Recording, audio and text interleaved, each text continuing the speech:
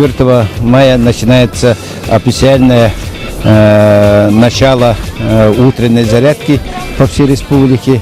Но 2005 года мы начали утреннюю зарядку. Когда начали, нас было всего 5. И за это лето в 2005 году уже по всему городу развернули. А сегодня мы рады, что по всей республике утренняя зарядка официально начинается с 4 мая каждый год.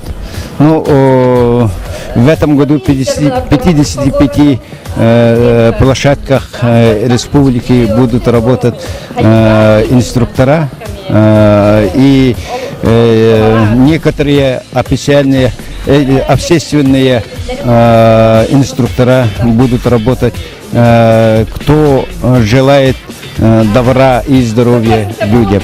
Но в городе Якутске 22 площадках будут все лето будет работать площадки. И